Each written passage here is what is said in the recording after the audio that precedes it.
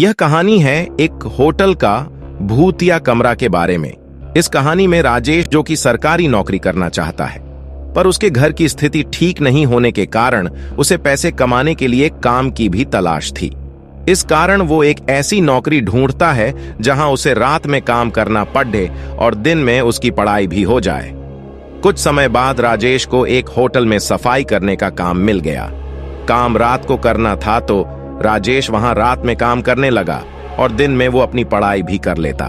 सब कुछ अच्छे से चल रहा था, पर एक रात राजेश अपना काम खत्म करके आराम से बैठा था। तभी वहां पे उसका एक सीनियर आया और उससे बोला, तुम यहाँ आराम से क्यों बैठे हो?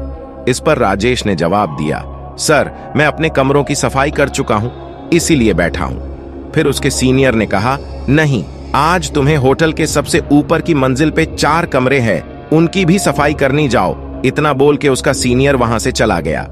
फिर राजेश ने होटल के सबसे ऊपर की मंजिल के 3 कमरों की सफाई कर दी और अंत में जो 4 नंबर का कमरा था वहां गया। वो बहुत ही आलीशान कमरा था। इतना खूबसूरत कमरा राजेश देख के उसे देखता ही रह गया। अभी तक किसी ने भी राजेश को इस कमरे की खूबसूरती के बारे में नहीं बताया था। राजेश ने थोड़ा ध्यान दिया तो उसने पाया कि ये कमरा तो पहले से ही साफ है, मगर फिर भी उसे वहां सफाई तो करनी ही थी, इसलिए वो वहां की चीजों को बड़े आराम से साफ करके उसके स्थान पे रखता जा रहा था। कुछ देर बाद राजेश को ऐसा लगा उसके पीछे कोई खड्डा है। राजेश ने पीछे मुड़ के देखा तो वहां कोई नहीं था। राजेश ने सोचा, ऐसा वो कई रातों से काम कर रहा है और दिन में नहीं सो पाता, ऐसा इसलिए हो रहा है, और वो वापस अपने काम में लग गया। तभी अचानक उसे ऐसा लगा कि कोई उसके सामने से दौड़ के भागा है। राजेश को अब डर लगने लगा और वो थोड़ा देर के लिए सहम सा गया और कुछ देर इधर उधर देखने के बाद उसने फिर से अपना काम चालू किया ताकि वो जल्दी से अपना काम खत्म करके वहां से निकल जाए। और जब वो वापस काम करने में लगा तभी मानो जैसे उसके कंधे पे किसी ने हाथ रख दिया हो। राजेश अब घबरा के चिल्लाते हुए उस कमरे से भागने लगा। तभी राजेश का गाला किसी ने जोर से पकड़ DH लिया और वो भाग नहीं पा रहा था। इतने ही देर में राजेश के सीनियर राजेश की आवाज सुन के वहां पहुंच गए। उन्होंने राजेश से पूछा, क्यों चिल्ला रहे थे?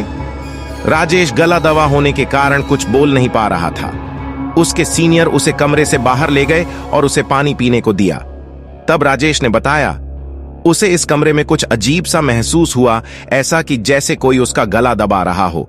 इतना सुनते ही उसका एक सीनियर उस पर चिल्लाया और बोला, तुम्हें रात में इस कमरे में सफाई करने को किसने बोला? इस कमरे में कोई भी अकेले सफाई नहीं करता और इस कमरे की सफाई भी दिन के समय की जाती है। तब राजेश ने कहा, मैं अपना काम खत्म करके बैठा था, तभी एक सर आए, उन्होंने ने ही मुझे इस कमरे की सफाई करने को बोला था, इसलिए मैं इस कमरे में आया। लोग उस होटल में काम करते थे, सभी को राजेश के सामने लाया गया ताकि राजेश उसे पहचान सके कि किसने उसे ऊपर वाले कमरे में काम करने भेजा। फिर वहां जितने भी लोग थे राजेश ने सबको देखा, पर उनमें से कोई नहीं था। तब उन लोगों ने वहां जितने स्टाफ काम करते थे उन सारे स्टाफ की इमेज राजेश को दिखाई। तब राजेश ने उनमें से एक को देख के बोला कि इन्होंने ही मुझे वहां सफाई करने भेजा था।